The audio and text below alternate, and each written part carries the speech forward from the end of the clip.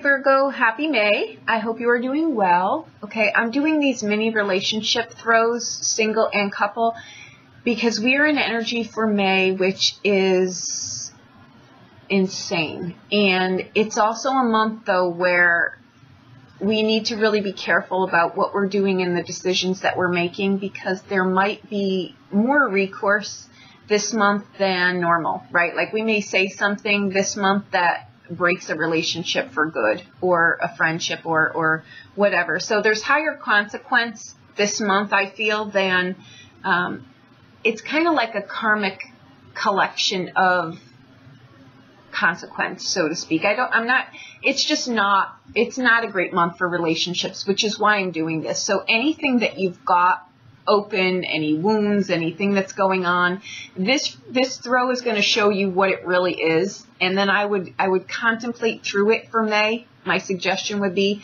and then not make any real action on it until June, because there's lighter energy. There might be there's more wiggle room in relationships. There's just too much in the energy where things can be misunderstood, taken in a different way, or things like that. It's just not a pleasant energy, okay? I don't think it's one that we've seen for our lifetime. I really don't. And it just doesn't seem to be stopping. So I can't at this point say June would be any better, but I can tell you right now, May is not going to be a great time to hash out things in relationships, right? It's a good time to table things and really go within and think about things.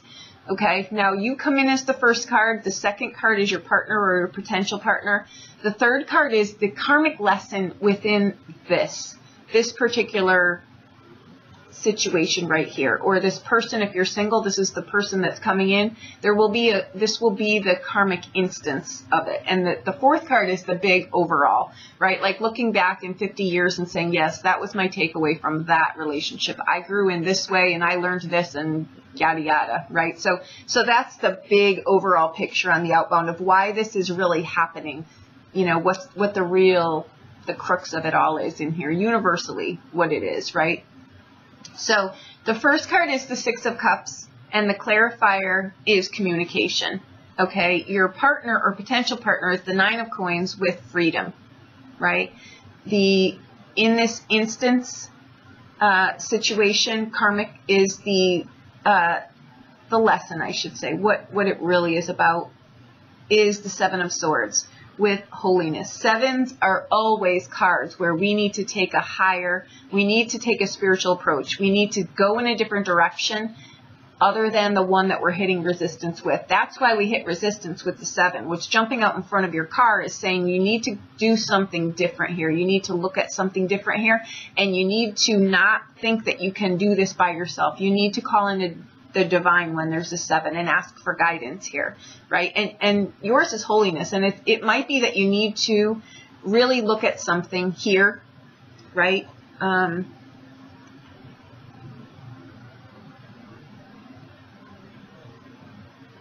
think everything that we do, like we say, it's either a trap, we look at it as a trap, but it's really a karmic something or other, right?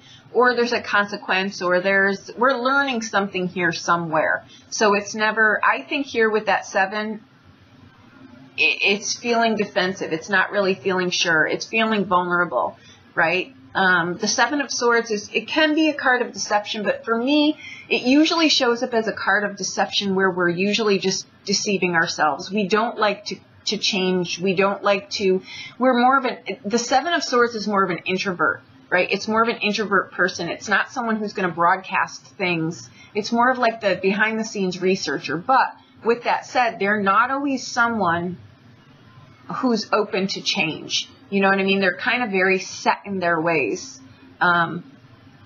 That's kind of that, which is when the Eight of Swords trap shows up, right? It's self-doing. It's self-undoing also. Now the outbound is the King of Coins, another card that's very fixed in their ways. You know what I mean? And the clarifier is control in a relationship, right? And that's also, again, it's lessons. It's karmic lessons here about trusting the divine and releasing control, not trying to manipulate people to do the things that you want them to do, perhaps, right? Maybe it's just trusting more in the universe and not letting your fears run your life here, right? Okay. Now, the Six of Coins, we come in, that's you. Okay, the Six of Coins is a card about being present, enjoying the moment, being present in the moment. It's also that card, though, that comes in where I will say it's usually not so innocent as it appears. You know what I mean? With communication there, it bridges a gap somehow, right? It's always a card where if it's in a relationship read, which is what this is, it's usually like you want to make sure that you're both on the same page. You're not, you know, that one isn't playing the other, so to speak, or that, you know, we're both going for the same thing, or we both want the same thing, or one person isn't saying, yes, I want to get married, and in turn thinking, oh my God, no, I don't. You know what I mean? It's something like that. You want to really be honest with that too. Okay. And communication, I think, is the clarifier on that, and that would clean it out. I also want to say in here, if this is you, and the Nine of Coins coming in the Nine of Coins is, you know, your partner or potential partner. It's someone who's solid and financially secure, and they're very independent, right? Freedom is the clarifying card there too, right? But is it, you know, is it a mask to something? You know what I mean? I think there might be a little bit of a, things aren't always what they appear to be in here. So if this is someone in a current relationship, like I say, you want to make sure that you're both on the same page here, which is why I think communication, ironically, will kind of set this free here. And it kind of will release the Seven of Swords angst here too, because I really feel with that card, there's a lot of uncertainty with that card. You know, do I, don't I? I'm not quite sure. There's fear I feel around there, right? But everything is a learning experience, and realize that this isn't a do or die situation. You know, the karmic lesson in this is just to ask for higher guidance here and trust your intuition when it comes. Don't let your brain get in there and beat the crap out of it, right? But with the King of Swords on the outbound, that's also the bigger lesson is don't try to control things or people. Let things happen organically, right? That's what I think is happening here. With the Six of Coins, what I want to say again, though, the Six of Cups, make sure that that always comes up as the soulmate card, or, you know, everyone is a soulmate to us that comes into our lives when they come into our life when they're supposed to. You know what I mean? There are times they come into our lives when we need them to, for things, for whatever reason, right? Maybe to teach you something here, maybe to teach you more about communication. You know what I mean? And I think there's a facade here. I think there's a lot of fear here. I think that there's a lot of breaking old patterns here. Am I worthy of this? Do I really want this? Will I feel trapped in here? Will I still have control? Will I lose control? I think there's a lot of fear in here. My gosh, you guys. Relationships shouldn't be strong held. You know what I mean? Of course, you've got to lay the groundwork, and you've got to lay the foundation, and you've got to do this, but you've also got to give it breathing space to grow. You can't control everything in here. You've got to trust the universe to bring in some magic and some surprise here. You know, and I think that it's just a very, I don't know, do I, don't I? I think there's just a lot of fear here. So what I would suggest is for May, really get a handle on where that's coming from, what it is. Is it old? Did something go awry in the past and now you feel like you've got to really, really control things? Is this, you know, is it ancestral? Is it lineage? Is it the way it's always been done? Is this how you learned things? Is it how you watched your parents stronghold your mother, father? You know what I mean? I think you want to break really free from here, but you want to make sure that what you're putting into a relationship here, I'm going to say for this one, you know, in a current relationship, in a potential relationship, or with yourself.